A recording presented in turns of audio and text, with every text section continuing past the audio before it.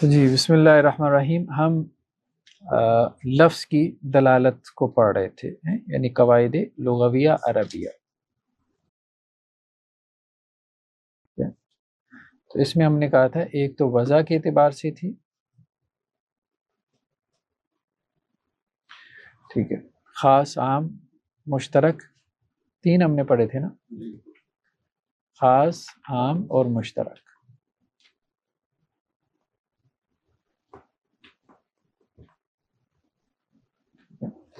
دوسرا ہے استعمال کے اعتبار سے، یعنی لفظ کس معنی کے لیے وضع ہوا ہے، وہ معنی اسپیسیفک تھا، وہ معنی جرنل تھا، وہ معنی مشترک تھا. ٹھیک ہے، اب وہ لفظ اس معنی میں استعمال ہوا کہ نہیں ہوا، اب وہ لفظ اس معنی میں استعمال ہوا کہ نہیں ہوا. تو استعمال کے اعتبار سے اس میں دو باتیں ہیں، ایک حقیقت و مجاز اور دوسری صریح و کنایہ. یہ کچھ ہم نے پڑھی ہے، کچھ تو نہیں، خیر کافی کچھ پڑھی ہے.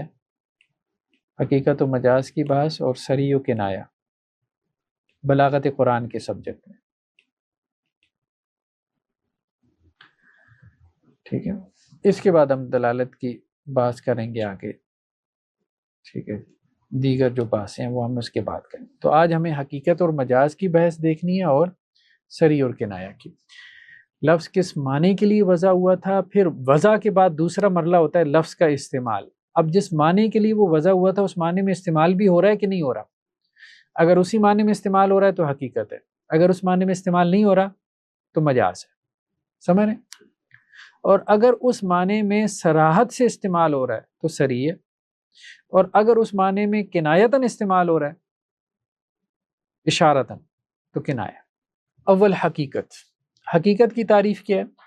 حقیقت وہ لفظ ہے کہ جو اس معنی میں مستعمل ہو جس کے لیے اس کو وضع کیا گیا، یعنی لفظ کو اس کے موضوع لہو معنی میں استعمال کرنا، اس کے وضعی معنی میں استعمال کرنا، یہ حقیقت. حقیقت کی پھر انہوں نے تین قسمیں کی ہیں.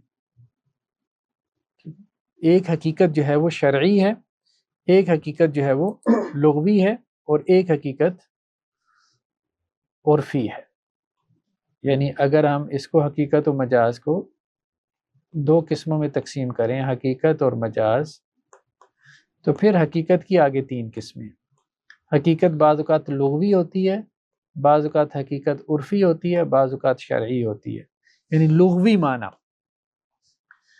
اس کا عرفی معنی اور اس کا شرعی معنی. ٹھیک ہے، تو لغوی حقیقت یعنی کوئی لفظ اپنے ان لغوی معنی میں مستعمل ہو جس کے لیے اس کو بنایا گیا، جیسے سورج، چاند، ستارہ، اجرام فلکی ہیں. ٹھیک ہے. شرعی حقیقت کوئی لفظ اپنے شرعی معنی میں استعمال ہو. اب صلاۃ کا جو معنی ہے نماز، یہ اس کی حقیقت ہے، لیکن یہ اس کی لغوی حقیقت نہیں ہے. یہ اس کی کون سی حقیقت ہے؟ شرعی حقیقت. صلاۃ کا معنی نماز کرنا، ظاہر بات ہے لغت میں تو نہیں ہے نا، جو نماز ہم پڑھتے ہیں اس کا وہ معنی لغت میں تو نہیں ہے، تو یہ مجاز نہیں ہے، شرعی حقیقت ہے. یہ بات کر رہے ہیں، یہ بھی اس کا حقیقی معنی، کیونکہ شرع نے اس کو شروع ہی سے اس معنی میں استعمال کیا نا، حج کو شروع ہی سے اس معنی میں استعمال کیا، تو شرع نے اس لفظ کو اس معنی کے لیے مختص کر دیا. یعنی ایک ہے کہ ایک لفظ ایک معنی کے لیے مختص ہوا، بعد میں کسی اور معنی میں استعمال ہوا، تو یہ مجاز ہے. تو شروع ہی سے اہل زبان نے ایک معنی کے لیے ایک لفظ کو مختص کر دیا تو لغوی معنی ہے. کسی خاص سبجیکٹ کے لوگوں نے اس لفظ کو مختص کر دیا، کسی معاشرے نے اس لفظ کو مختص کر دیا اس معنی کے لیے، ٹھیک ہے، تو وہ عرفی معنی ہے. یعنی اس معاشرے میں، اس سوسائٹی میں، اس کلچر میں اس لفظ کا یہ معنی ہے. ٹھیک ہے، تو بہت سے الفاظ نا کچھ معاشروں میں اچھے نہیں سمجھے جاتے، گالی سمجھے جاتے ہیں، اور کچھ معاشروں میں ان کی ایکسیپٹنس ہوتی ہے، برا نہیں سمجھا جاتا، تو ان کے عرفی معنی ہوتے ہیں. اور شرعی معنی یعنی شرع نے اس لفظ کو اس معنی کے لیے مختص کر دیے، جیسے صلاۃ، حج، زکوٰۃ. عرف کی مثال کیا؟ جیسے سیارہ. سیارہ کا معنی کیا ہے؟ گاڑی. ویسے تو ہر چلتی چیز کو سیارہ کہتے ہیں. دابہ سے مراد چوپایا، چار پاؤں والا. ویسے تو ہر رینگنے والا دابہ ہے، لیکن عرف میں اس سے مراد چوپایا. ٹھیک، تو عرفی معنی بھی ہوتے ہیں، عرفی حقیقت بھی ہوتی ہے. یعنی کلچرل میننگ جنہیں آپ کہہ سکتے ہیں کسی لفظ کے. تو حقیقت کا حکم کیا ہے؟ حقیقت جو ہے اس کا حکم یہ ہے کہ لفظ میں حقیقت مراد ہوگی، آپ مجاز مراد نہیں لیں گے، کیونکہ لفظ کی اصل کیا ہے؟ اس کا حقیقی معنی. جس نے مجاز مراد لینا ہے اسے دلیل لانی پڑے گی. حقیقی معنی مراد لینے کے لیے دلیل کی ضرورت نہیں. یہ بات، لفظ کو اس کے حقیقت پہ محمول کیا جائے گا الا یہ کہ ہمارے پاس کوئی دلیل ہو. ٹھیک ہے، یعنی لفظ کو اس کے حقیقی معنی پہ محمول کرنا یہ واجب ہے، لازم ہے، اس کی حقیقی مراد لینا. اور مجاز کیا ہے؟ یعنی لفظ کو اس کے غیر وضعی معنوں میں استعمال کرنا، غیر موضوع لہو معنوں میں استعمال کرنا،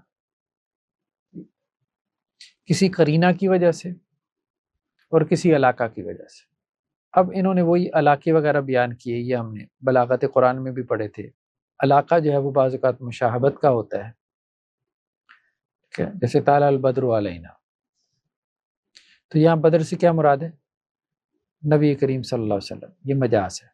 بدر کسے کہتے ہیں؟ 14ویں رات کے چاند کو. تو بدر سے مراد 14ویں رات کا چاند ہو تو یہ اس کا حقیقی معنی ہے. بدر سے مراد نبی کریم صلی اللہ علیہ وسلم ہو تو یہ اس کا مجازی معنی ہے. یہ مجاز ہے.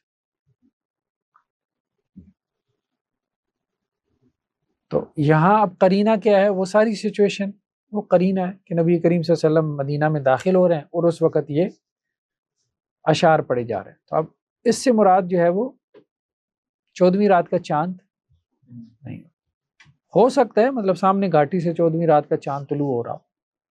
حقیقت بھی مراد ہو سکتی ہے، یعنی حقیقت وہاں پہ ضروری نہیں کہ متعذر ہو جائے، ناممکن ہو جائے. یعنی حقیقی معنی کرنا ضروری نہیں کہ ناممکن ہو جائے، حقیقی معنی بھی کیا جا سکتا ہے، لیکن قرینہ یہ بتا رہا ہے، وہ سچویشن یہ بتا رہی ہے کہ یہاں مجازی معنی مراد ہے. بلحاظ ما قبل، یعنی اعتبار ما کانا، جو ہم نے کہا تھا. ٹھیک ہے، ماضی کا اعتبار کرنا. وآت الیتامی اموالہم، یتیموں کا ان کا مال دے دو. اب جب مال دینا ہے یتیم کو تو کس وقت دینا ہے؟ جب وہ بالغ ہو جائے. بلوغت کے بعد یتیمی نہیں ہے. ٹھیک ہے، تو یتیم کس لیے کہا؟ ما کانا کا اعتبار کیا، ماضی کے اعتبار سے. ماضی میں جو اس کی صورتحال تھی اس کو حال پہ جاری کیا. ٹھیک ہے، تو یہ مجاز ہے. علاقہ کیا ہے؟ اعتبار ما کان، ما قبل کا اعتبار. بلحاظ انجام کار، اعتبار ما یکون، جس کو ہم نے کہا تھا انی ارانی آصر خمرہ، میں دیکھ رہا ہوں کہ میں شراب نچوڑ رہا ہوں، یعنی انگور نچوڑ رہا ہوں. ٹھیک ہے، اعتبار ما یکون ہے. انگور جو ہے مستقبل کے اعتبار سے کیا ہے؟ جس انگور کو نچوڑا جا رہا ہے شراب ہے، تو اس کو شراب کہتی ہے. ٹھیک ہے، بلحاظ استعداد، کسی چیز کو اس میں موجود قوت، صلاحیت اور کوئی خاص اثر پیدا کرنے کی استعداد کے نام سے اس کو پکارنا. زہر کے بارے میں کہنا جیسے زہر مہلک ہے، اب زہر تو مہلک نہیں، ہلاکت تو اللہ کے امر میں ہے، اللہ کا فیصلہ ہے. ٹھیک ہے، زندگی اور موت تو اللہ کا فیصلہ ہے، لیکن چونکہ زہر کے اندر اس کا سبب موجود ہے، استعداد موجود ہے، تو اس لیے اس کی نسبت اس کی طرف کرتی. تو یہ مجازن ہے. حلول، حال اور محل کے نام سے ہم نے وہاں پہ پڑھا تھا. وسائل القاریہ، بستی سے پوچھ لیں. ٹھیک ہے، تو مراد کیا ہے؟ اہل بستی. جزعیت اور اس کا برعکس، یعنی جز بول کے کل اور کل بول کے جز مراد لینا. تحریر اور رقبہ، گردن کو آزاد کرنا، تو مراد کیا ہے؟ غلام آزاد. یجعلون اصابعهم فی اذانہم، اصابع سے مراد کیا ہے؟ انامل، انگلیوں کے پورے. ٹھیک ہے، کل سے مراد جز ہے. سببیت، یعنی سبب بول کر مسبب مراد لینا اور مسبب بول کر سبب مراد لینا. ٹھیک ہے، جیسے کوئی خاوند اپنی بیوی سے کہے کہ تو عدت گزار. اب عدت کیا ہے؟ یہ مسبب ہے. سبب اس کا کیا ہے؟ طلاق. ٹھیک ہے، تو مسبب بول کے کیا مراد لی؟ سبب. چلیں جی، قرینہ کی قسم میں یہ تو خیر کوئی اتنا اہم نہیں. مجاز کا حکم، سبب اور مسبب وجہ سے یہ بھی ایک بعد والی شے کے بارے میں کہہ دیا کہ یہ کرو تو پھر لازم آ جائے کہ پہلے والی شے اس سے جڑی ہوئی تھی. کیا جا سکتا. او جاء احد منکم من الغائط، یا تم میں سے کوئی ایک نشیبی جگہ سے آئے. ٹھیک ہے، غائط کہتے ہیں نشیبی جگہ کو. تو اس سے مراد کیا ہے؟ حدث، حدث اصغر، بے وضو ہونا. ٹھیک ہے، تو یہ مجازی معنی ہے غائط کا. ٹھیک ہے، ہمارے میں کہتے ہیں واش روم کر رہا ہوں، واش روم تو جگہ کا نام ہے. ٹھیک ہے. اولا مسلم النساء، جیسے قرآن میں آتا ہے کہ تم نے عورتوں کو ٹچ کیا ہو تو پھر تم نے کیا کرنا ہے؟ وضو کرنا ہے. تو بعض اوقات یہ اختلاف ہو جاتا ہے فقہا میں کہ حقیقت مراد ہوگی یا مجاز مراد ہوگا. تو شوافی کے نزدیک یہاں پہ حقیقت مراد ہے. بیوی کو ہاتھ لگانے سے وضو ٹوٹ جاتا ہے. ٹھیک ہے، مطلب ویسے ہی ہاتھ لگ گیا تو اس سے وضو ٹوٹ گیا. حناف کے نزدیک یہاں پہ مجاز مراد ہے. تو اس سے بھی احکامات میں بڑا فرق پڑ جاتا ہے کہ قرآن میں آپ حقیقت مراد لے رہے ہیں یا مجاز مراد لے رہے ہیں.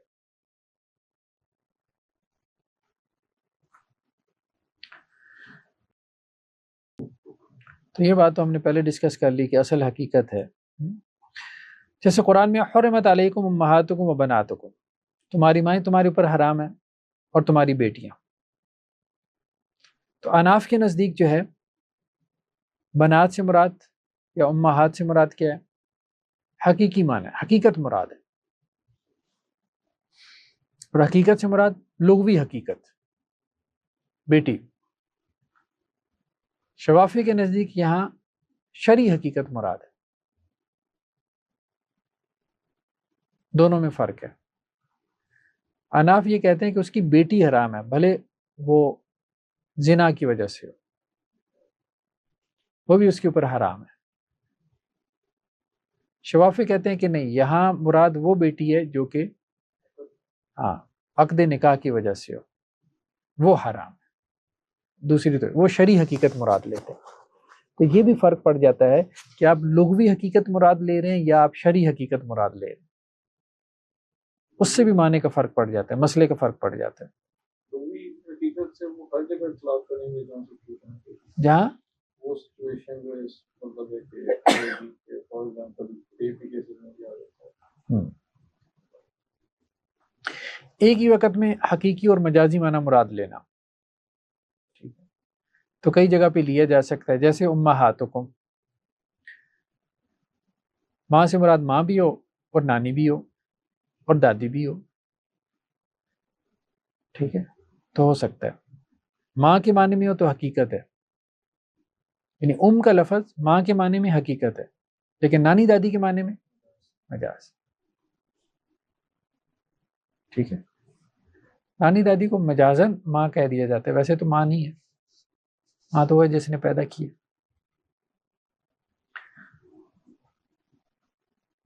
اسی طرح اگر کسی نے قسم اٹھا لی کہ میں تمہارے گھر میں پاؤں نہیں رکھوں گا، تمہارے گھر میں قدم نہیں رکھوں گا، اب اس نے اس کے گھر میں قدم رکھ لیا. ٹھیک ہے، یہ تو حقیقت ہو گئی. اور اگر اس کے گھر میں داخل ہو گیا تو یہ مجاز ہے. دونوں صورتوں میں قسم ٹوٹ جائے گی. تو ایک ہی وقت میں حقیقت اور مجاز دونوں مراد ہو سکتے ہیں. ٹھیک ہے، ایک ہی وقت میں حقیقت اور مجاز دونوں مراد ہو سکتے ہیں. یہ کہنا چاہ رہے ہیں دونوں کو لیں گے. کسی نے کہا بھائی میں تمہارے گھر میں پاؤں نہیں رکھوں گا، اب اس نے یہ قسم اٹھا لی، اللہ کی قسم تمہارے گھر میں قدم نہیں رکھوں گا. ٹھیک ہے، تو اب اگر اس کے گھر میں وہ قدم رکھے گا تو یہ حقیقت ہے، خانس ہو جائے گا، اسے قسم کا کفارہ دینا پڑے گا، 10 مسکینوں کو کھانا کھلانا پڑے گا. اور اگر اس کے گھر میں پورا ہی داخل ہو گیا تو کہ قدم تو نہیں رکھا، میں نے تو 2 قدم رکھے ہیں.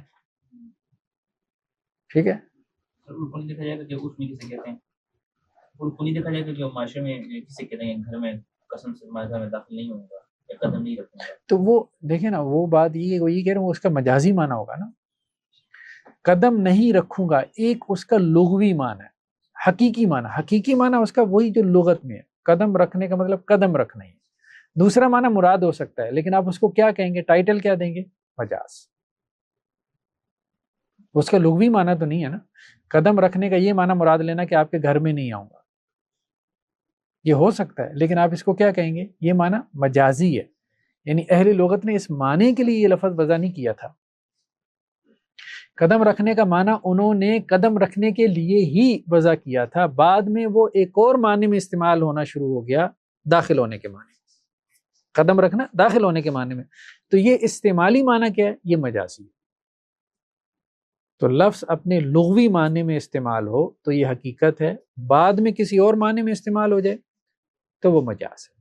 ابھی اس شخص نے گھر میں قدم رکھ دیا، اب اس پہ کفارہ لازم آ جائے گا قسم. ہاں، اور اگر وہ ویسے گھر میں داخل ہو گیا تب بھی لازم آ جائے گا. تب بھی لازم آئے، دونوں صورتوں میں آ جائے. وہ یہی بات کر رہے ہیں کہ بہت دفعہ میں حقیقت میں مجاز بھی شامل ہوتا ہے، یعنی حقیقی معنی بھی آپ مراد لے رہے ہوتے ہیں اور مجازی معنی بھی مراد لینا پڑتا ہے. یہ بات کر رہے ہیں. حرمت علیکم امہاتکم، تمہاری ماں حرام ہے. ام کا حقیقی معنی کیا ہے؟ ماں، لیکن نانی بھی حرام ہے، دادی بھی حرام ہے. یہ ام کا مجازی معنی ہے. یعنی کہ حقیقت بولتے ہیں تو اس میں خود آٹومیٹکلی مجاز داخل ہر وقت نہیں ہوتا، ہر وقت نہیں ہوتا، کبھی ہوتا ہے کبھی نہیں ہوتا. سوال یہ پیدا ہوا تھا کہ کیا حقیقی معنی مراد لے لیا تو ساتھ میں مجازی معنی بھی مراد ہو سکتا ہے؟ تو اس نے کہا ہاں ہو سکتا ہے، ہو سکتا ہے لیکن لازماً ہوتا ہے ایسا نہیں. کبھی صرف حقیقت مراد ہوتی ہے، مجاز مراد نہیں ہوتا. ٹھیک ہے، مجاز مراد لیں گے تو پھر مسائل پیدا ہو جائیں گے. سری اور کنایا.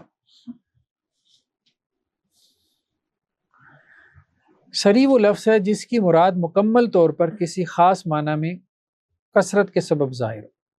یہ ذرا تھوڑا ٹیکنیکل ہو جاتا ہے. مطلب یہ ہے کہ لفظ اپنے معنی پہ صراحت سے دلالت کر رہا ہے، وضاحت سے. لفظ کا معنی بالکل واضح ہے، کلیئر ہے. لفظ کا بھلے حقیقی معنی ہو بھلے مجازی معنی ہو، لفظ اپنے حقیقی معنی پہ یا لفظ اپنے مجازی معنی پہ صراحت کے ساتھ دلالت کر رہا ہے، صراحتاً دلالت کر رہا ہے، یہ سری ہے. لفظ اپنے حقیقی معنی پہ یا مجازی معنی پہ کنایتاً، اشارتاً، خفیاً دلالت کر رہا ہے تو یہ کنایا. ٹھیک ہے، یعنی لفظ اپنے وضعی معنی میں استعمال ہوا یا نہیں ہوا. وضعی معنی میں استعمال ہوا تو حقیقت ہے، نہیں استعمال ہوا تو مجاز ہے. اب اپنے وضعی معنی میں کس طرح سے استعمال ہو رہا ہے، صراحت سے یا کنایتاً، یہ دوسری بحث ہے. جیسے اول الذکر یعنی حقیقی کی مثال کیا ہے؟ اپنی بیوی کو وہ کہتا ہے کہ بھائی تمہیں طلاق ہو، تو اب یہ حقیقت بھی ہے اور سری بھی ہے. طلاق کا لفظ طلاق کے لیے وضع ہوا، صراحت بھی ہے، بھائی اس سے زیادہ سری لفظ کیا ہوگا. ٹھیک ہے. دوسرا کیا ہے؟ مجازی کی مثال کیا ہے؟ وسائل القریہ، کہ آپ بستی سے پوچھ لیں. ٹھیک ہے، بستی سے مراد کیا ہے؟ اہل بستی. شہر سے مراد کیا ہے؟ شہر کے لوگ. تو وسائل القریہ، تو اب یہ مجاز ہے لیکن مجازی معنی کے اوپر دلالت صراحت کے ساتھ ہے، صراحت کے ساتھ ہے. یعنی کسی کو سوچنا پڑتا ہے کہ اس کا یہ معنی ہے کہ شہر سے مراد شہر کے لوگ ہیں، کسی کو سوچنا نہیں پڑتا. ٹھیک ہے، بغیر غور و فکر کے ایک انسان ان معنی تک پہنچ جاتا ہے. آپ کو یہ قسم اٹھا لیتا ہے میں نے اس درخت سے کچھ نہیں کھانا، میں نے اس درخت سے کچھ نہیں کھانا. درخت سے کیا مراد ہے؟ پھل. اور یہ بات انڈرسٹوڈ ہوتی ہے کہ درخت سے مراد درخت کی چھال نہیں ہے، درخت کے پتے نہیں ہیں، شاخیں نہیں ہیں. یہ مراد لے رہے. تو یہ اس کا مجازی معنی ہے. لیکن مجازی معنی کے اوپر اس کی جو دلالت ہے وہ کیا ہے؟ صراحت کے ساتھ ہے. اصل بات یہ تو صریح کا حکم کیا ہے؟ بغیر نیت کی اس کے اوپر عمل کرنا واجب ہے. صریح میں نیت کا اعتبار نہیں ہوتا. ایک بندہ اپنی بیوی کو طلاق دیتا ہے، کہتا ہے میری نیت نہیں تھی. ٹھیک ہے، تو صریح میں نیت کا اعتبار نہیں ہوتا. یعنی لفظ اپنے معنی پہ صراحت سے دلالت کر رہا ہے، اتنی صراحت سے کر رہا ہے تو نیت کہاں سے لے کے آؤ؟ ہاں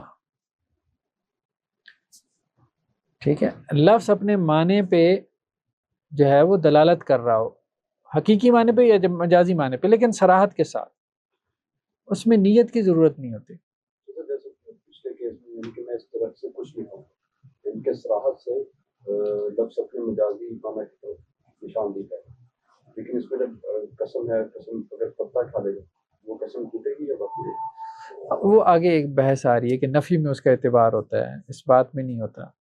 وہ آگے ایک بحث آ رہی ہے.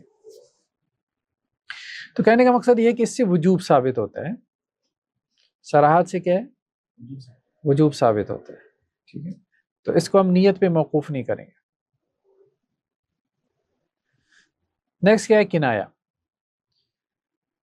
کنایا کیا ہے کہ لفظ بول کر اس کے ظاہری معنی آپ مراد نہ لیں، کوئی اور معنی مراد لیں، یا لفظ اپنے مرادی معنی کے اوپر اشارتاً دلالت کرے. مرادی معنی جسے کہتے ہیں، جو متکلم کی مراد ہے، اس پہ صراحت سے نہیں بلکہ اشارت سے دلالت کرے.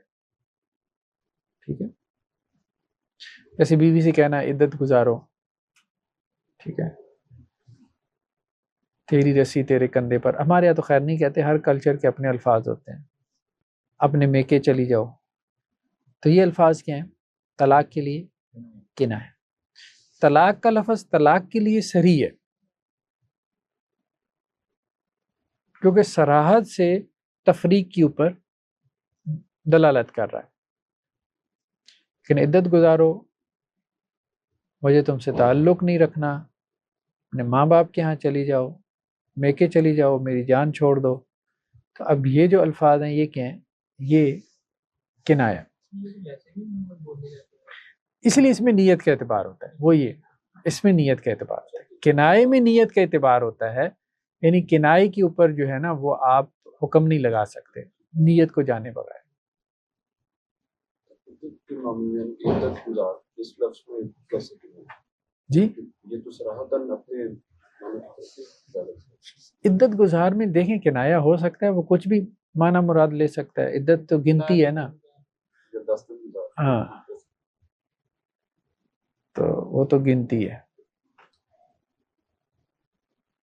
تو کنائے کا حکم کیا ہے کہ اس میں لفظ کے بولنے والے کی نیت، اس کا اعتبار ہوگا. کچھ نے یہ بھی کہا کہ دلالت حال کا اعتبار ہوگا. دلالت حال سے مراد کیا ہے؟ مطلب سچویشن کا. اناف عام طور پہ دلالت حال کا اعتبار لیتے ہیں، لیکن اہل حدیث زیادہ نہیں لیتے، وہ نیت کا اعتبار زیادہ کرتے ہیں.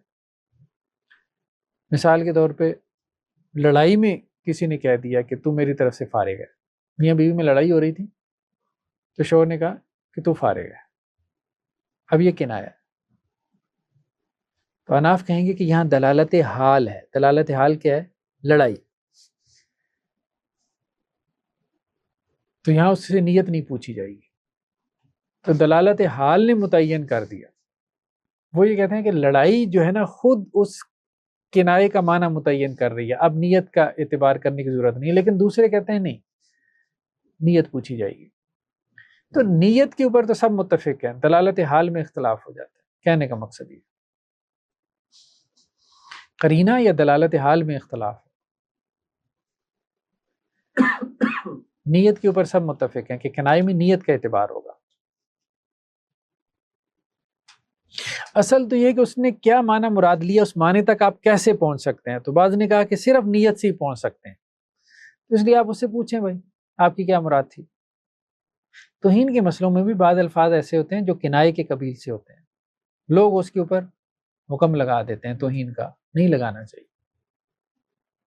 اس میں جو متکلم ہے اس کی نیت کا اعتبار ہوگا. ارتداد کے الفاظ ایسے ہوتے ہیں بعض، ٹھیک ہے، جس میں نیت کا اعتبار ہوتا ہے، یعنی بظاہر ان الفاظ سے ارتداد نکل بھی سکتا ہے، نہیں بھی نکل سکتا، تو بجائے اس کو مرتد بنانے کے آپ اس سے پوچھیں کہ تمہاری نیت کیا تھی. ذاکر نائک کے سامنے لڑکا سوال پوچھ لیا کرسچن مجھے ہاں توبہ کا ہاں. ایسا اس طرح کوئی مطلب وہ اگر کوئی اس طرح اپنے آپ کو کہہ دے کہ میں نہیں، کرسچین کہنے سے تو وہ کرسچین نہیں ہو جاتا. آپ یوں کہیں کہ اس نے جھوٹ بولا ہے، جھوٹ بولا. دیکھیں دو چیزیں، مطلب ویسے وہ چیز کو عقل آ گئی تو اس کی غلطی مان کے توبہ کر کے اس کے لگے ہاں اس نے جھوٹ بولا تو جھوٹ بولنے کی توبہ کرے گا نا. دو چیزیں، ایک ہے خبر اور ایک ہے انشاء. ٹھیک ہے، تو انشاء جو ہے نا اس سے انسان مسلمان یا کافر ہوتا ہے، خبر سے نہیں ہوتا. آواز سمجھ؟ تصدیق کرے انشاء کی 10 قسمیں ہیں نا، امر، نہیں، استفہام، تمنی، ترجی، عقود، ندا، عرض، قسم، تعجب. تو یہ جو ہے نا عقود کے اندر آتا ہے. شہادہ کیا عقود کے اندر آتا ہے. جیسے بے تو وشترائی تو خرید و فروخت ہے، بے و شراء ہے. ٹھیک ہے، عقود ہے نا. عقد کو آپ پیدا کرتے ہیں، انشاء کا مطلب ہے پیدا کرنا، کریشن ہے بیسیکلی. انشاء کیا ہے؟ تخلیق ہے. تو آپ نے اللہ کے ساتھ ایک کمٹمنٹ کو پیدا کیا، ایک تعلق آپ نے پیدا کیا اللہ کے ساتھ شہادہ کے ذریعے سے کہ میں آپ کا بندہ، آپ میرے رب. ٹھیک ہے، ایاک نعبد و ایاک نستعین. ٹھیک، تو یہ عقود ہے. یہ عقود پیدا کیا جاتا ہے اور یہ عقود توڑا جاتا ہے. طلاق اور نکاح بھی کیا عقود ہے، انشاء ہے، خبر نہیں. اگر کوئی شوہر کہتا ہے میں نے اپنی بیوی کو طلاق دے دی تھی، کوئی شوہر یہ کہتا ہے کہ میں نے اپنی بیوی کو 3 طلاق دی تھی، طلاق ہو جائے گی؟ نہیں ہوگی. یہ خبر ہے، خبر سے طلاق نہیں ہوتی، انشاء سے ہوتی ہے. اسے طلاق پیدا کرنی پڑے گی کہ میں طلاق دیتا ہوں، دے رہا ہوں. یہ جو کہتا ہے میں نے 3 طلاق دے دی تھی، تو اس میں وہ جھوٹا شمار ہوگا.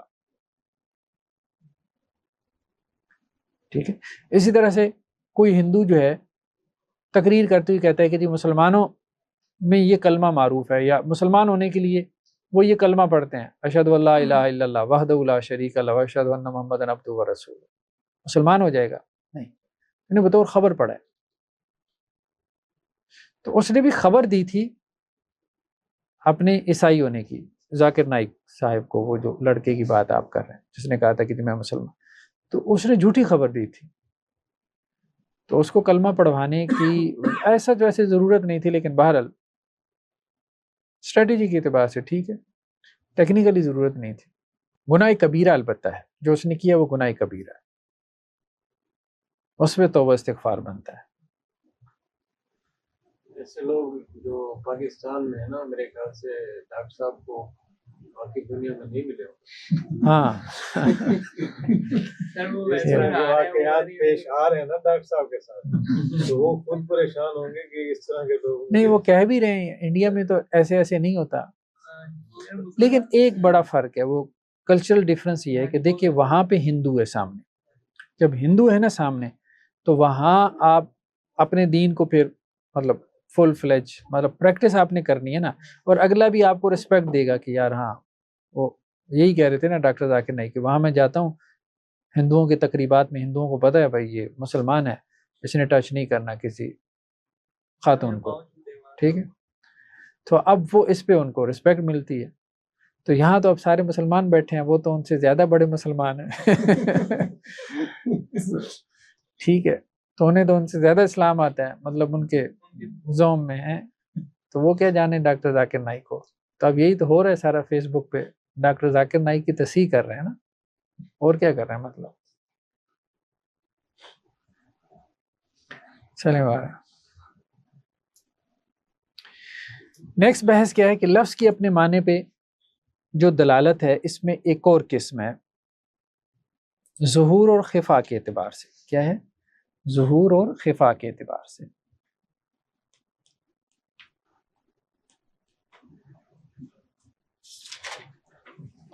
ٹھیک ہے، ظہور کے اعتبار سے 4 قسمیں، یعنی لفظ اپنے معنی میں کتنا ظاہر ہے، اور خفا کے اعتبار سے یعنی لفظ اپنے معنی میں کتنا خفی ہے، پوشیدہ ہے. ظہور کے اعتبار سے جو 4 قسمیں ہیں وہ کیا ہیں؟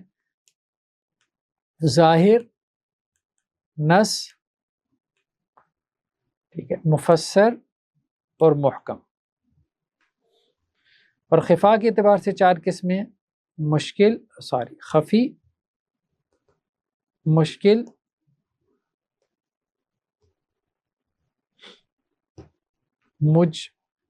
مجمل اور متشابہ.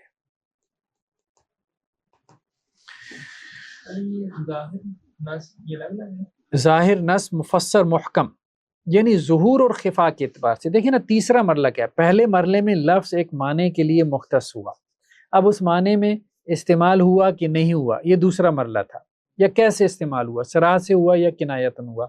تیسرا مرحلہ یہ ہے کہ اس معنی کو وہ کتنا ظاہر کر رہا ہے یا کتنا چھپا رہا ہے.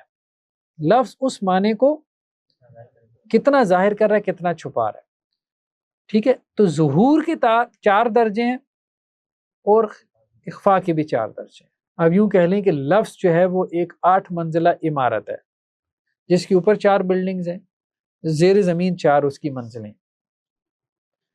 تو معنی جو ہے نا یہ 8 منزلوں میں کسی بھی منزل میں پڑا ہوا ہے. ٹھیک ہے، تو ظاہر پہلا درجہ ہے کہ لفظ اپنے معنی میں ظاہر ہے. پھر اس سے ایک اگلا درجہ نص کا ہے، زیادہ ظاہر ہو گیا. پھر مفسر کا ہے، اور زیادہ ظاہر ہو گیا. پھر محکم کا ہے، محکمات کا لفظ قرآن میں آتا ہے نا. اور خفی میں بھی پھر متشابہات کا لفظ. اس کو ہم دیکھتے ہیں ذرا.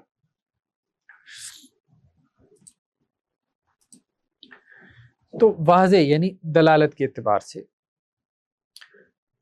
ظاہر، نص، مفسر اور محکم 4 قسمیں. ظاہر کیا ہے؟ ظاہر کا لغوی معنی واضح ہو.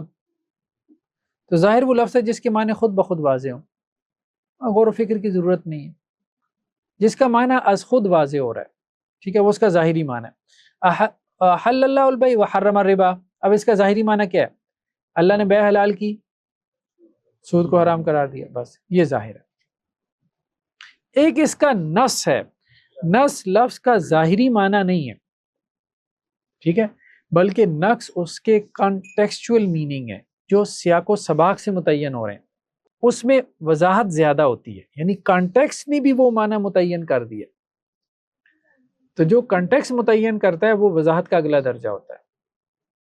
سیاق و سباق پورا جملہ جو معنی، ایک ہے لفظ کا معنی اور ایک ہے جملے کا معنی. تو جملے کا معنی یہ نص ہے. لفظ ظاہری بات ہے جملے میں پڑا ہوا ہے نا، تو جملے کے ساتھ مل کے جو وہ معنی پیدا کر رہا ہے. نص میں سبھی معنی مطلب واضح ہوتا ہے، لیکن وہ پوری عبارت سیاق و سباق جو سیاق و سباق جو ہے نا اس کا ایک معنی متعین کر دیتی ہے. ٹھیک ہے. اب جیسے وحل اللہ البیع وحرم الربا، اس میں ظاہری معنی کیا ہے کہ بیع حلال ہے اور ربا حرام ہے، سود حرام ہے. یہ اس کا ظاہری معنی ہے. ایک پیچھے کانٹیکس میں بات ہو رہی ہے.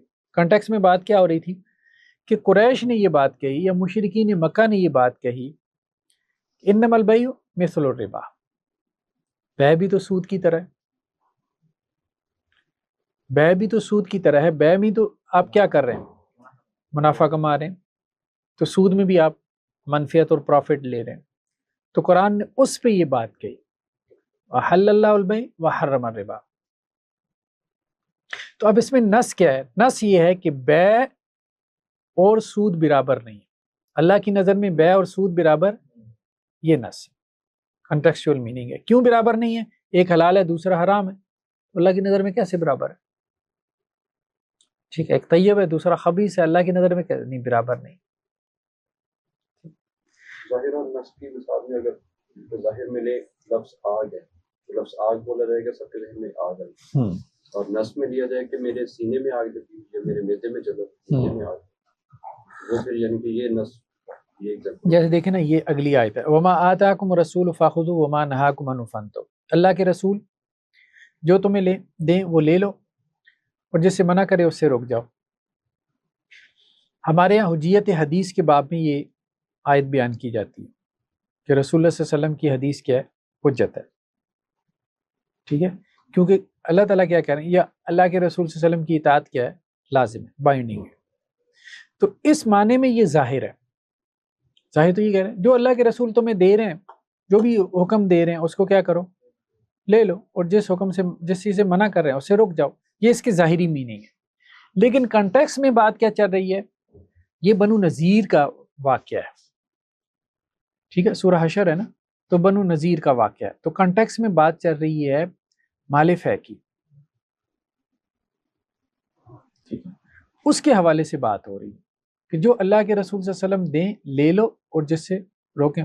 تو یہ اس کا نصی معنی ہے، کنٹیکسچول میننگ. تو ضروری نہیں ہوتا کہ نص میں اور ظاہر میں کیا ہو، ٹکراؤ ہو. تو آپ ظاہر معنی بھی مراد لے لیتے ہیں اور نصی معنی بھی مراد لے لیتے ہیں. نصی معنی تو بالکل واضح ہے. نصی معنی کیا ہے، وہ جو یہ انکار کرتے ہیں وہ یہ کہیں کہ جی اس سے مراد ہم جو ہے وہ مالک کہہ لیتے ہیں. آپ لہٰذا اس سے حضور کی ساری باتیں ہیں وہ اس سے ثابت نہیں ہے. اس کے ہاں. بعد یہ کہ اس سے مراد تو مالک ہے، ان کو ساتھ ہم کیا جواب دیں گے، کیونکہ ہم تو یہ حجیت حدیث میں یہ ہے کون کرتے ہیں. ہاں، اصل بات یہ نا، ہم کیا پڑھیں، ہم پڑھیں قواعد لغویہ عربیہ. یہ شرعی اصول نہیں ہے، یہ لغت کے اصول ہے. قرآن ایک لغت میں نازل ہوا ہے نا، وہ لغت کچھ پرنسپلز کے اوپر کھڑی ہے.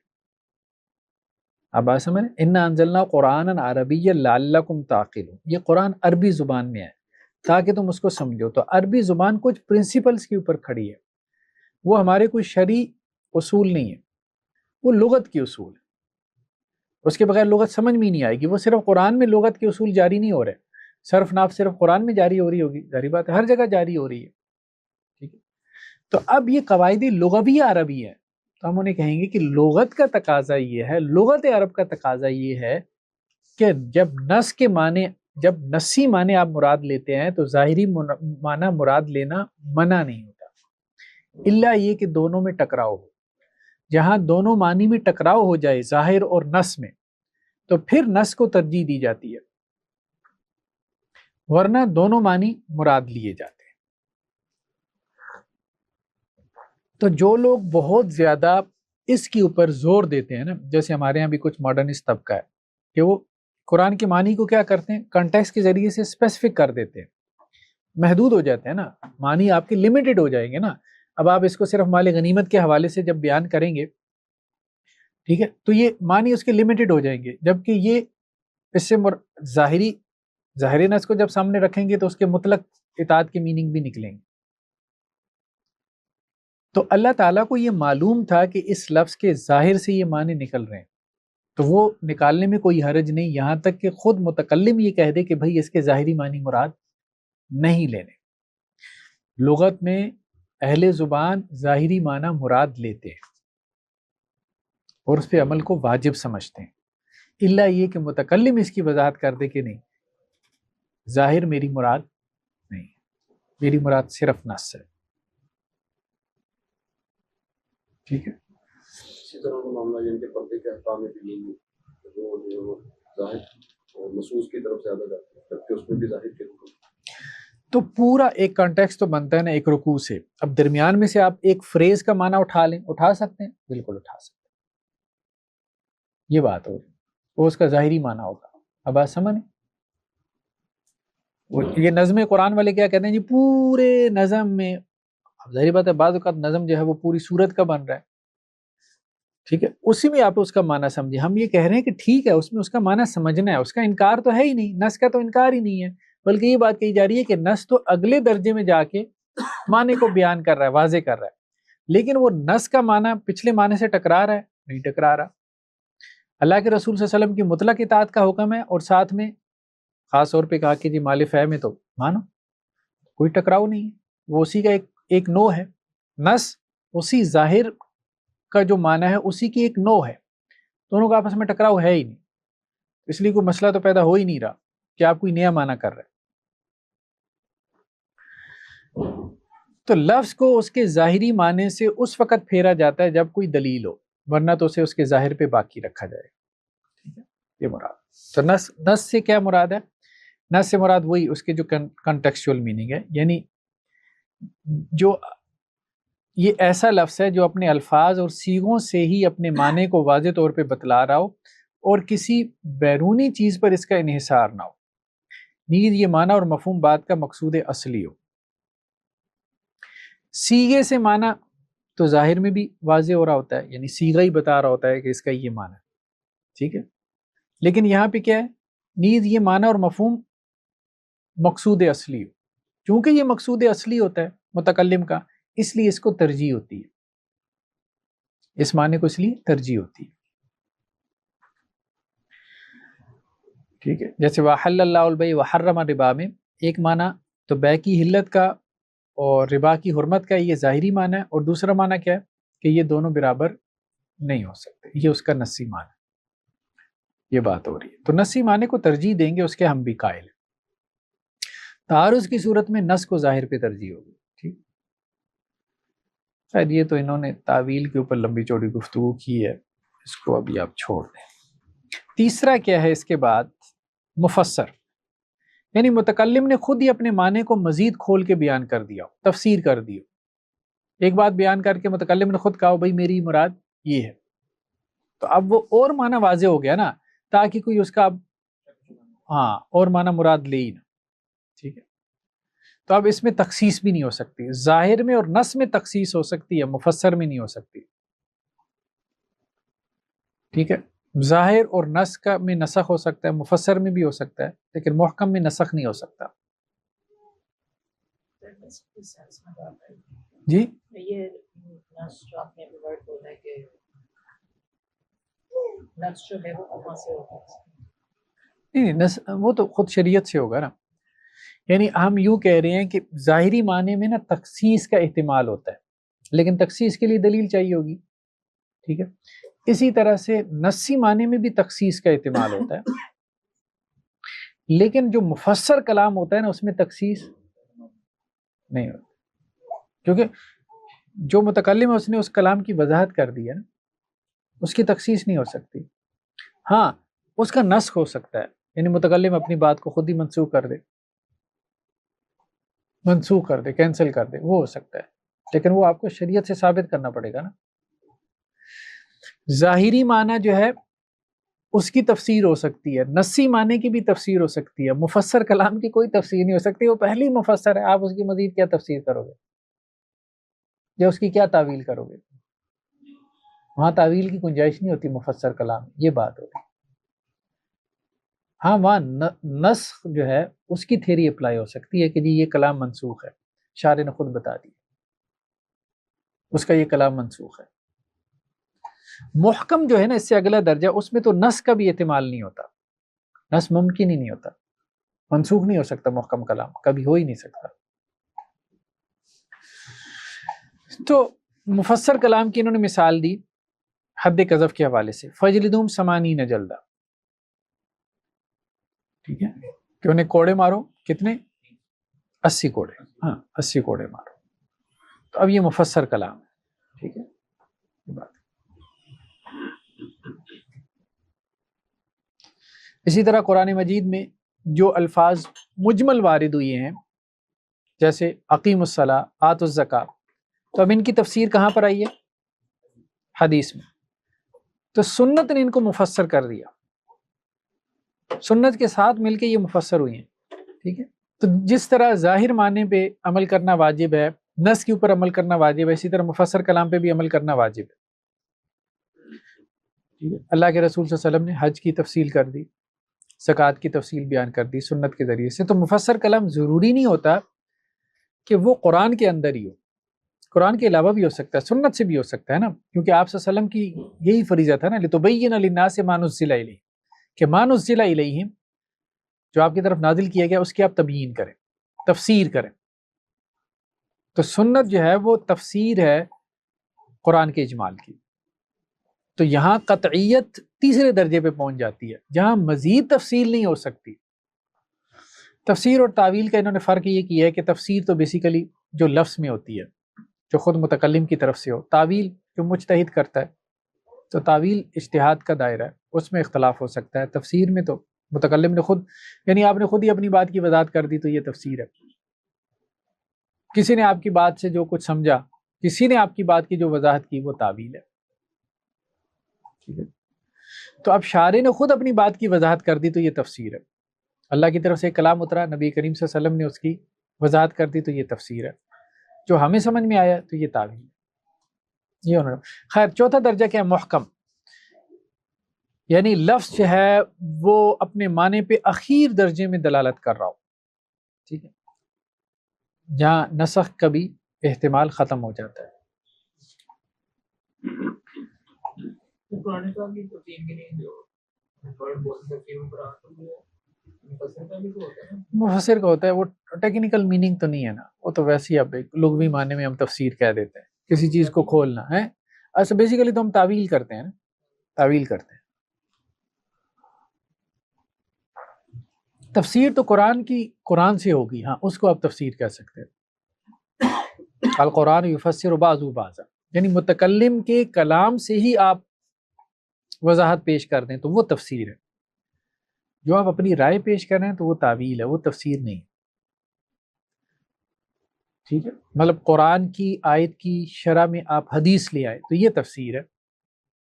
شارع نے جو ہے وہ خود سے اپنی بات کی وضاحت کر دی. ٹھیک ہے. ہاں، جو آپ کو سمجھ میں آئی تو یہ تعویل ہے، اس کو تفسیر نہیں کہہ سکتے.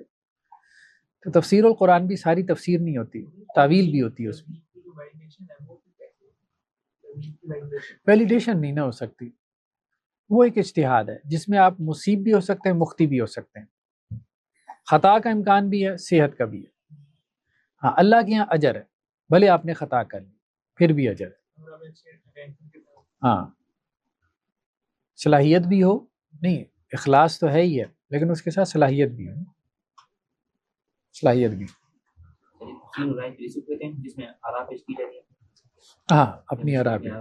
ہاں، تو تفسیر بالمعصور بیسیکلی تفسیر ہے. ٹھیک ہے. تفسیر بالرائے بیسیکلی تعویل ہے، وہ تفسیر تو نہیں، تعویل ہے. ما کان لکم ان تؤذوا رسول اللہ ولا ان تنکحوا ازواجہ من بعدہ ابدا. تمہارے لیے جائز نہیں ہے کہ اللہ کے رسول صلی اللہ علیہ وسلم کو اذیت دو اور ان کی بیویوں سے اس کے بعد کبھی بھی نکاح کرو. تو ازواج مطہرات سے نکاح کیا ہے؟ حرام ہے. اب اس میں نسخ بھی جائز نہیں ہے، وہ کہنا یہ چاہ رہے ہیں کیوں ابدا کا حکم آ گیا، محکم کر دیا گیا. یعنی اخیر درجے میں، جیسے الجہاد ماضٍ الی یوم القیامہ، نسخ کا احتمال ہی ختم ہو گیا کہ جہاد قیامت تک جاری رہے گا. یعنی تفسیر کا بھی احتمال نہیں ہے، نسخ کا بھی احتمال نہیں. مفسر کلام میں احتمال ہوتا ہے کہ منسوخ ہو سکے. منسوخ کون کرے گا؟ شارع کرے گا نا.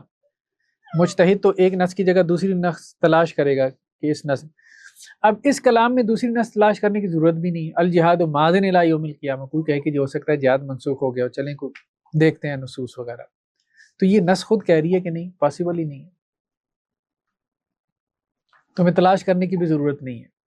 یعنی ناسخ نصوص کے اندر تلاش کرنے کی بھی ضرورت نہیں. یہ بات ہو رہی ہے کہ محکم اس درجے میں واضح ہوتا ہے، یہ بات ہو رہی ہے. جو کہتے ہیں کہ نہیں جاری رہے گا، وہ تو اس نص کو ہی نہیں مانتے. ہاں، وہ اس نص کو ہی نہیں مانتے ہیں. محکم کو پر عمل کرنا ظاہری بات ہے فرض ہے، واجب ہے. تو یہ تو چار ہو گیا وضاحت کے اعتبار سے، اور چار جو ہیں وہ اخفاء کے اعتبار سے. سب سے پہلے خفی ہے.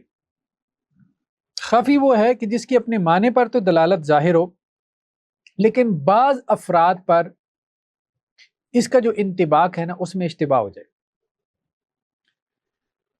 مثال کے طور پہ والسارق والسارقۃ فاقطعوا ایدیہما، سارق کا جو لفظ ہے چور کے لیے واضح ہے نا، چور کے لیے واضح ہے. لیکن بعض اور افراد کے لیے سارق کا لفظ واضح نہیں ہے، خفی ہو گیا ہمارے اوپر. ٹھیک ہے. مثال کے طور پہ نباش کے لیے جو کفن چور ہے، طرار کے لیے جو جیب کترا ہے. اب اہل عرب نے نباش کفن چور کے لیے نباش کا لفظ بولا، جیب کترے کے لیے طرار کا لفظ بولا. جیب کترا جو ہے کیا اس کے اوپر چوری کی حد جاری ہوگی؟ نباش کفن چور کے اوپر کیا چوری کی حد جاری ہوگی؟ تو وہ یہ کہہ رہے ہیں کہ چور کے لیے تو سارق کا لفظ ظاہر ہے، ظاہر نص ہے. وہ جو ظاہر ہم نے وہاں پہ پڑھا، ٹھیک ہے. لیکن نباش اور طرار کے لیے یہ خفی ہے، یعنی غور و فکر کرنا پڑتا ہے کہ وہ دونوں جو ہے یہ سارق کے افراد میں شامل ہیں کہ نہیں. تو جیب کترے کو تو سب نے شامل کیا، اس لیے کہ وہ کہتے ہیں کہ سرقہ وہاں بدرجہ اتم پایا جاتا ہے. سرقہ کیا ہے؟ کسی کی غفلت میں مال محفوظ کو کیا کرنا، دو چیزیں نا، تو اس کی غفلت کا فائدہ اٹھانا کسی کی کہ وہ اپنے مال سے غافل ہے، اور دوسرا مال محفوظ کو لے لینا اس کی اجازت کے بغیر. تو اب یہاں جیب کترا تو کیا کرتا ہے، وہ انسان کی غفلت کمپلیٹ نہیں ہوتی، یہاں تو غفلت اس کی کیا ہے، ناقص ہوتی ہے. ہاں ٹھیک ہے، تو مطلب پاکٹ میں، پاکٹ میں جیب میں ہے نا، محفوظ تو ہے، وہ مال محفوظ بھی ہے اور انسان تھوڑا چکنا بھی ہے. سرقہ میں تو اس کو پتہ بھی نہیں ہے نا، گھر بھی نہیں ہے، کو پیچھے سے آیا، تو یہاں کم از کم یہ ہے کہ تھوڑا ویجیلنٹ تو ہے، لیکن یہ نہیں پتا کہ ہو کیا رہا ہے، کاروائی کیا.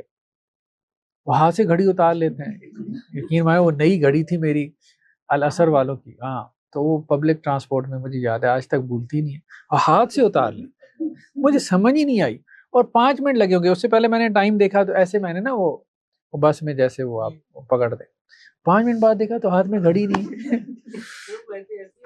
سمجھ ہی نہیں آئی، میں حیران رہ گیا اس کی مطلب کہ وہ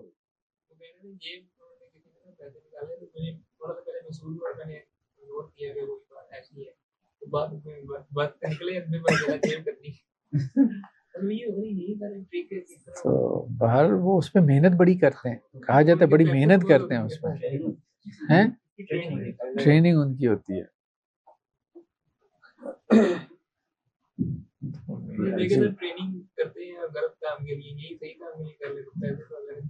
ایسے ہی تو خیر باہر جیب تراش جو ہے یعنی طرار بھی اس میں داخل ہے، ٹھیک ہے، جو مہارت اور ہاتھ کی صفائی سے حالت بیداری میں لوگوں کا مال اڑا لیتا ہے. چور تو چلیں سوتے میں آپ کا مال اڑا لے گا، لیکن یہاں تو آپ بیدار بھی ہیں. نباش کے بارے میں نا اختلاف ہو گیا، کچھ فقہا نے نباش کو بھی سارق میں شامل کیا، یعنی اب طرار کو جب سارق میں شامل کرتے ہیں تو اس کا مطلب یہ طرار کے لیے قطعیت کی حد ہے، کہنے کا مقصد یہ، ٹھیک ہے، جیب کترے کے لیے بھی قطعیت ہے. نباش کے بارے میں وہ یہ کہتے ہیں کہ جی مال محفوظ ہے کہ نہیں ہے، یہ ڈیبیٹ ہو گئی.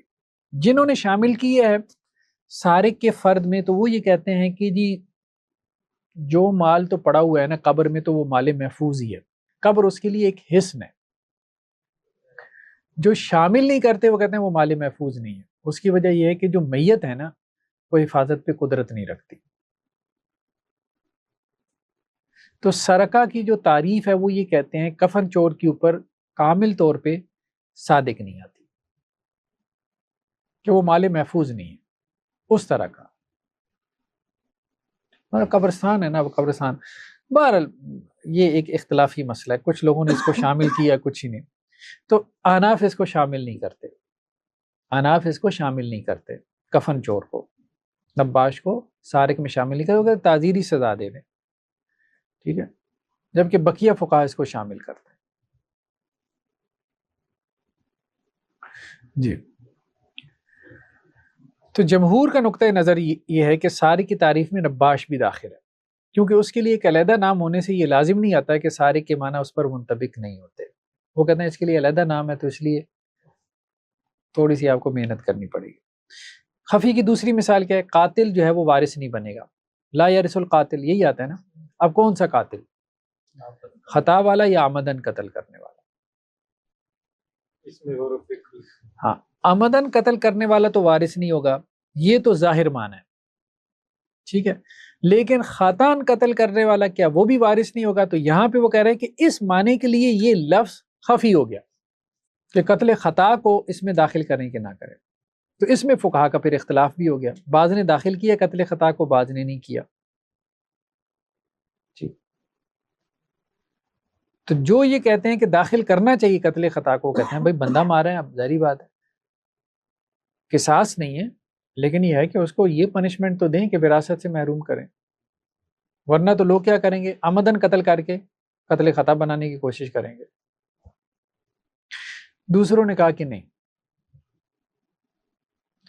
جو اس کے لیے قصاص بھی نہیں ہے اور اس کے لیے جو ہے یہ پنشمنٹ بھی نہیں. تو خیر بہرحال یہ تو بعض فقہا کا خیال یہ ہے کہ سزا میں دونوں برابر ہیں. ٹھیک ہے، آمدن قتل کرنے والا بھی اور مختی بھی. اس لیے قاتل کا اطلاق دونوں قسم کے قاتلوں پر ہوگا، بھلے وہ جان بوجھ کر قتل کرے یا غلطی سے کرے، دونوں ہی میراث سے محروم رہیں گے. ٹھیک ہے، تو اس کی دلیل وہ کیا دیتے ہیں؟ جو اس نے معصوم جان کو مارنے سے بچانے میں عدم احتیاط اور کوتاہی سے کام لیا، تو اس کوتاہی کی وجہ سے اسے میراث سے محروم رکھا جائے گا. اس شخص کو قتل کرنے کی بات کی جائے، والد کو یا پھر کوئی بھی جس کا وہ وارث بن رہا ہو، کوئی بھی جس کا، جو چچا ہو سکتا ہے اس کا، جس کا وہ وارث بن رہا ہو. وارث تو کسی کا بھی بن سکتا ہے، رشتہ دار بہت زیادہ ہوتے ہیں. بھائی بہن میں وراثت جاری ہو جاتی ہے، میاں بیوی میں ہو جاتی ہے. ٹھیک ہے، شوہر اپنی بیوی کو قتل کر دیتا ہے، بیوی شوہر کو قتل کر دیتے، وارث تو بنتے ہیں نا. تو خفی کا حکم کیا ہے کہ اگر یہ ثابت ہو جائے کہ یہ بعض افراد بھی اس میں شامل ہیں تو انہیں شامل سمجھا جائے گا اور ان کا وہی حکم ہوگا، اور اگر یہ ثابت نہ ہو تو ان کو شامل. لیکن یہ اجتہاد کا دائرہ ہے، اجتہاد کا دائرہ، اس میں اختلاف ہو سکتا ہے. دوسرا کیا ہے؟ مشکل سے مراد وہ لفظ ہے جو اپنے اس معنی کو خود نہ بتائے جو اس سے مراد ہے، کیونکہ اس میں ایک سے زیادہ معنی کا احتمال ہوتا ہے. یہ وہی مشترک والی بات ہوگی، ایک سے زائد معنی کا احتمال ہے. تو اب مجتہد نے کیا کرنا ہے؟ غور و فکر سے ایک معنی اس کا کیا کرنا ہے؟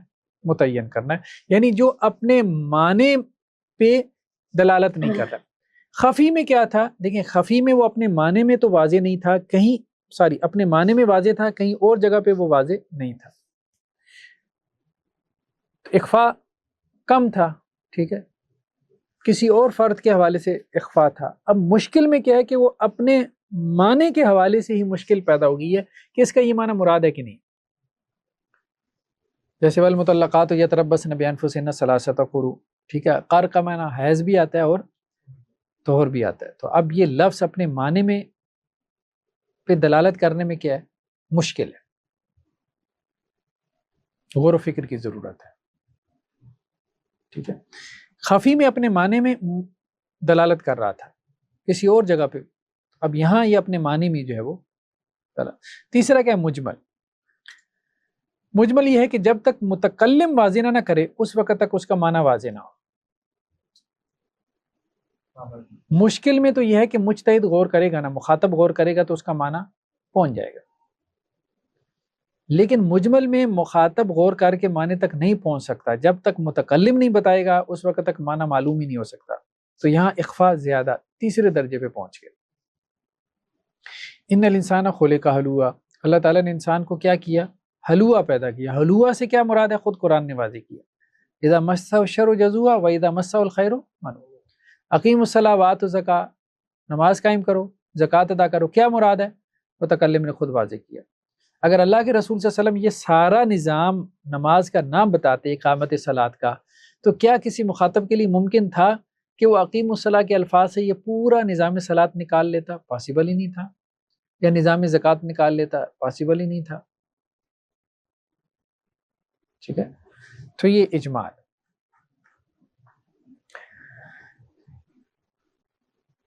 تو اجمال کے بعد چوتھا کیا ہے؟ متشابہ. مجمل کے بعد متشابہ، یعنی متشابہ ہوا ہے کہ جس میں چوتھے درجے میں جا کے وہ معنی اتنا مخفی ہو جائے کہ متکلم بھی اس کی وضاحت نہ کر رہا ہو. عام طور پہ کہا جاتا ہے جی حروف مقطعات اس میں شامل ہیں، یعنی متکلم نے بھی وضاحت نہیں کی، یا اللہ تعالیٰ کی صفات سے متعلقہ جو آیات ہیں وہ اس میں شامل ہیں. کچھ لوگوں نے کہا کہ نہیں، اس میں معنی واضح ہوتا ہے، لیکن بہرحال کچھ لوگ اس کو مثال کے طور پہ بھی لیکن احکام میں متشابہ نہیں ہو سکتا. ایک بات تو واضح ہے، کیونکہ احکام میں مقصود کیا ہوتا ہے؟ عمل کرنا. تو اب معنی ہی نہ واضح ہو تو عمل کیسے پاسبل ہوگا؟ اس لیے کچھ لوگوں نے متشابہ کا انکار ہی کر دیا کہ متشابہ ہے ہی نہیں، بس لغوی اعتبار سے پڑھ لیں.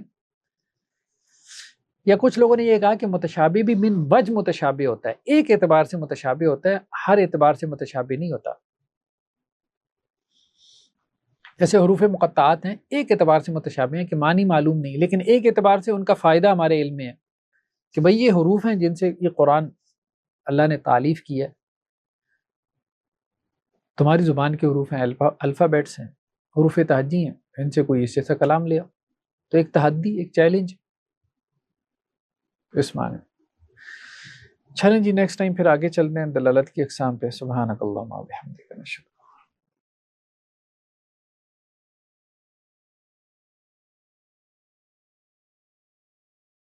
ناظرین السلام علیکم ورحمۃ اللہ وبرکاتہ۔ مسجد الرحمن اینڈ کمیونٹی سینٹر کے تحت ہمارے بہت سے پروجیکٹس چل رہے ہیں، اس میں ویلفیئر کے پروجیکٹ ہیں جیسے کہ راشن پروگرام ہے، اسی طرح سے medical camps, monthly medical camps لگائے جاتے ہیں۔ آج کل بچوں کا challenge your self ten agers کا پروگرام چل رہا ہے، 13 سے 24/7 وہ ہمارے پاس رہتے ہیں۔ 7 ڈیز کی ورکشاپ ہے اسمارٹ فون اسکرین کے ایڈکشن سے نکالنے کے لیے، اور بہت سارے اس طرح کے تربیتی اصلاحی پروگرام چل رہے ہیں، حفظ کلاس چل رہی ہے، ہمارے ایس ڈی این کے پروگرامز ہیں، ہمارا ایس ڈی این اسٹوڈیو کے نام سے ویب سائٹ ہے، اس پہ کورسز ہیں، یہ سب کورسز فری میں اویلیبل ہیں۔ چینل کے اوپر ہمارے جو ہے ویکلی بیسس کے اوپر ہمارے کورسز اپلوڈ ہو رہے ہوتے ہیں، پوڈ کاسٹ ہیں، تربیتی اصلاحی پروگرامز ہیں، ان سب کے اوپر ہماری کوئی منتھلی 1 ملین کے قریب کاسٹ آ رہی ہے، ہمارے سارے اس ادارہ جاتی پروگرامز کی، اسٹوڈیوز کی، اسی طرح سے ہمارے دعوتی اور اصلاحی پروگرامز ہیں، ہمارے ویلفیئر کے پروجیکٹ ہیں، ہماری مسجد کا پروجیکٹ ہے، اور ہماری تربیہ ورکشاپس وغیرہ ہیں۔ تو اس میں ہمارے ساتھ کنٹریبیوٹ کریں، جو بھی لوگ کنٹریبیوٹ کرنا چاہتے ہیں تو ان کے لیے ہم جو ہے وہ نیچے ڈسکرپشن کے اندر اپنا اکاؤنٹ نمبر جو ہے وہ ہم شیئر کر دیں گے، یا اپنا واٹس ایپ نمبر شیئر کر دیں گے، اس پہ ہم سے کانٹیکٹ کر کے وہ ہم سے رابطہ کر سکتے ہیں۔ جزاکم اللہ خیر، السلام علیکم ورحمۃ اللہ وبرکاتہ۔